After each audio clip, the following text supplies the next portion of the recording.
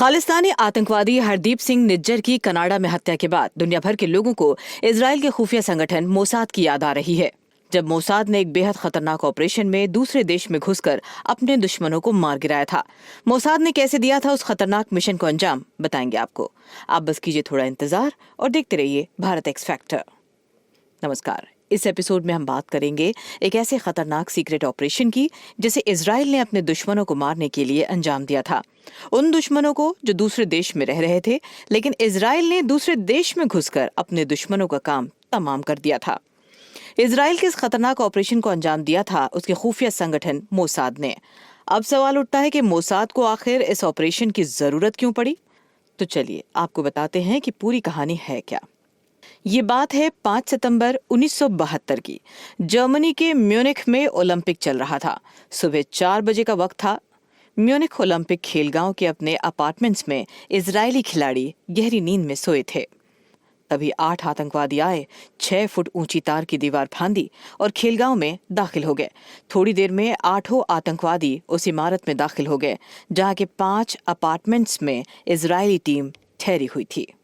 वहां पहुंचते ही आतंकवादियों ने इन 5 अपार्टमेंट्स पर हमला कर दिया।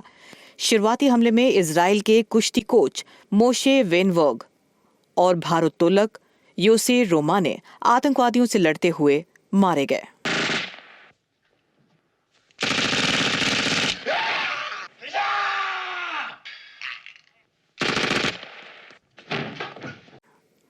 दरअसल जब इन आतंकवादियों ने फ्लैट नंबर 1 और 3 में खिलाड़ियों को इकट्ठा करना शुरू किया था, तभी इन दोनों ने बहादुरी दिखाई थी और आतंकवादियों पर हमला कर दिया था।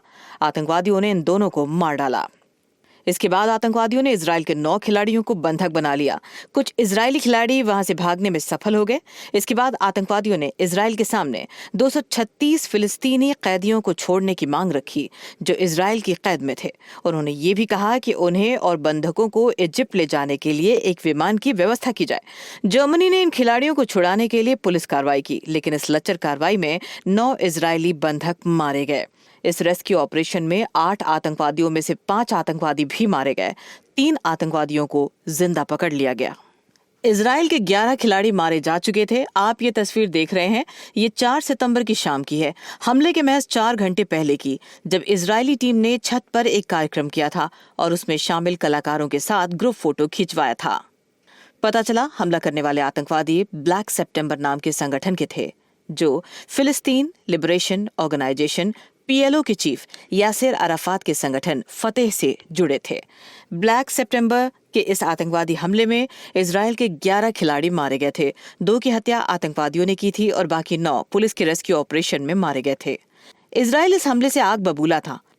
5 सितंबर 1972 को हुए इस आतंकवादी हमले से इजराइल उबल रहा था। इजराइल को म्यूनिख ओलंपिक नरसंहार के दोषियों को सजा देनी थी। इजराइल के तत्कालीन प्रधानमंत्री गोल्डा मेयर ने ये काम सौंपा अपने खुफिया एजेंसी मोसाद को। मोसाद ने सितंबर 1972 के हत्यारों को खत्म करने की योजना बनानी शुरू कर दी। योजना बनी और उस पर काम शुरू कर दिया गया। इस ऑपरेशन का नाम दिया गया व्राथ ऑफ गॉड।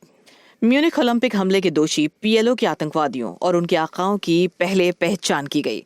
पता चला PLO के 3 अधिकारी इसमें शामिल थे। मोहम्मद यूसुफ अल नज्जर उर्फ अबू यूसुफ, दूसरा कमाल अदवान और तीसरा कमाल नासिर। अल नज्जर फतह का बड़ा अधिकारी था और PLO के चेयरमैन यासिर अराफात का डिप्टी था।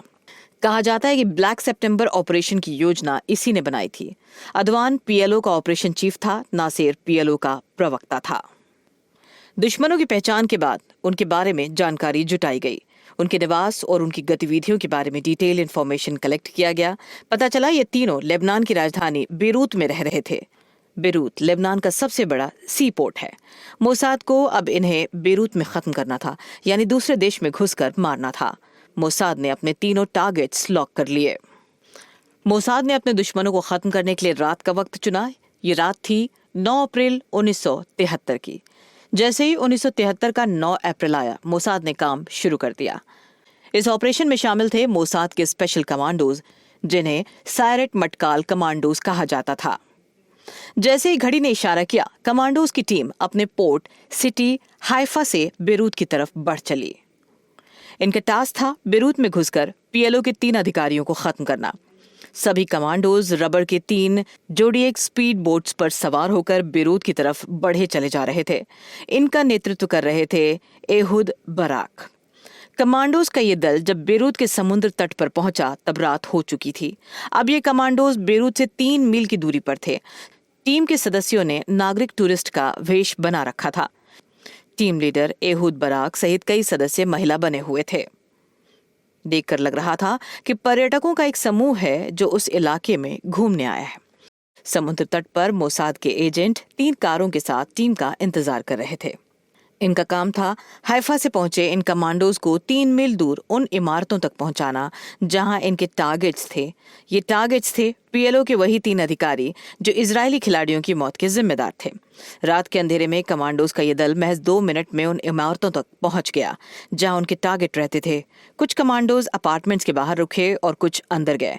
काम शुरू हुआ और मिनटों में ऑपरेशन अंजाम दे दिया गया। टारगेट्स खत्म कर दिए गए। पीएलओ के उन तीनों अधिकारियों को मौत की नींद सुला दिया गया जिनकी वजह से 11 इजरायली खिलाड़ी मारे गए थे। इस हमले में अल निज्जर की पत्नी और एक इटालियन महिला भी मारी गई। इजरायली कमांडोज जब ऑपरेशन खत्म कर वहां से भाग रहे थे तो बेरूत की पुलिस ने उन्हें रोकने की कोशिश की, लेकिन जवाबी हमले में 2 पुलिस वाले मारे गए। मोसाद के स्पेशल कमांडोज वहां से निकल समुद्र तट पर पहुंच चुके थे। थोड़ी देर में वो अपने जोडिएक स्पीड बोट्स पर सवार हो गए और अब वो अपनी नेवी के गन बोट्स की तरफ जा रहे थे। बेरूत पहुंचने के बाद आधे घंटे के अंदर ही सायरेट मटकाल कमांडोज ने अपने काम को अंजाम दे दिया था। इस एपिसोड में आज बस इतना ही। अगले एपिसोड में आपसे फिर